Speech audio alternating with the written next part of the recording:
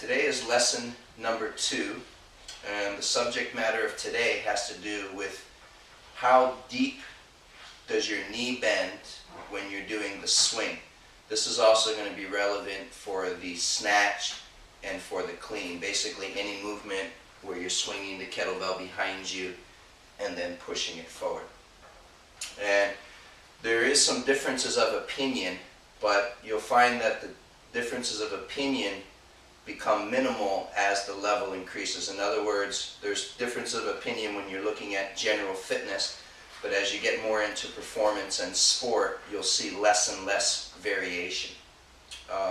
There's never exactly one method or one exactly position that is universally used, because to some degree your body levers are going to influence how much or how little you squat. Your inherent strengths and weaknesses will also influence. So if someone has long levers, if they're say tall and thin versus someone that's short and stocky, they're going to have a slightly different position. If someone has very strong legs, maybe not as strong in their back, they may do a little bit more of a squat. And if someone has a very strong back, they may use more hip flexion. So you need to find a balance that works well for your body. But for the purpose of this lesson, we want to look at very common errors and understand what not to do and how you can correct. And the problem that I'm going to address in this particular lesson is the idea of squatting too deep with the swing. And what that looks like is at the bottom of the swing is to squat.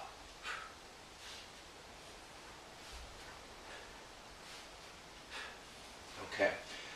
Now, first of all, this exercise is called a swing, not a squat.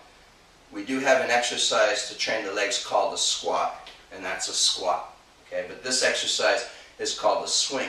So it has a horizontal component, a front and a back movement, versus so much of an up and down. Okay. So one reason why we don't want to overly squat is because the quadriceps, while very strong muscles, are prime movers, they're going to fatigue very readily. So if you're squatting with every swing, you're going to get a really tough workout, but you're not going to be able to sustain that for a very long time. So in terms of endurance or working extended sets, your legs are going to tire you out, and it's going to really escalate your heart rate and your breathing rate. So we don't want to use so much legs. You want to use more of your back, which is more postural, and they have more endurance. So that's one key reason. Another point has to do with propelling the kettlebell. You want to be able to use your body to propel the weight.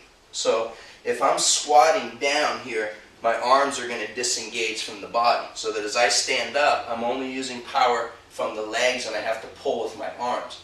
Instead, what I want is to keep my arms against my body, so that as I squat back, my arms are connected to my belly and my wrist is connected to the upper thigh, so that as I extend the knees and as I extend the hips, I'm actually using my body to push. Okay? So here's the difference. What we don't want is excessive squatting.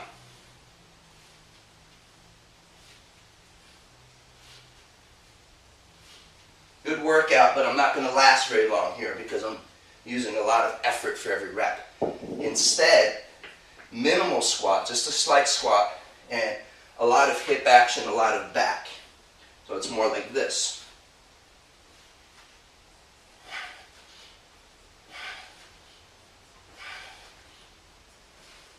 And that way I'm able to utilize my hip extension. I'm utilizing my lower body to push my arms. This, whatever you're learning in the swing, is going to extend into your snatch practice. So if you're making this mistake in the swing, the mistake's going to be exacerbated in the snatch. Another point is that as you start moving to a relatively heavy bell for your body weight, so for the average man, say a 28 or 32 kilogram kettlebell is going to be very heavy relatively if you're doing higher reps. So you don't want to just use your arm. Instead, you want to use your body to push. So that way the bell floats up And most of your power is at the beginning of the movement using the body, and then the load carries up with momentum instead of pulling with the arm. Okay? So now we're going to do a corrective drill. If you or one of your students is squatting too deep, we're going to use this drill to correct it. And giving credit where credit's due, I first saw this drill from Terry Sanchez, who's an excellent kettlebell coach based out of Denmark. So if you're in Scandinavia, specifically Denmark, you need a good coach, look up Terry Sanchez. He's got a lot of really very useful drills. So the drill is you're going to put one kettlebell here on the floor between your feet. Now if I'm squatting too low, I'm going to know right away and I'm going to be able to correct it. So I want to squat just low enough that the belt clears my pelvis, but not so low. Oh, that was too low. Okay? So again, if I go too low, it's going to hit. Okay? So that's going to give you some instant feedback. Now this session, or this lesson, will also apply to something like the clean. So from here I stand, if I'm doing the clean,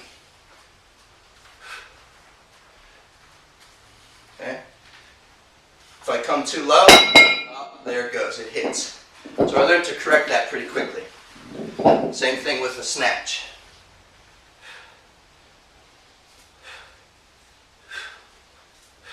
And so squat just deep enough that you can load your hips and knees, but not so deep that it hits. Okay? So that's today's lesson. Recap. You don't want to over fatigue the hips. You want to use more of your postural muscles so you have more endurance. And you don't want to disengage your arms from your body. You want to connect your arms to your body so that as you're extending for the swing, for the clean, for the snatch, you have your body pushing the arm, your arm connected to the body. So that's lesson number 2. Have fun with that.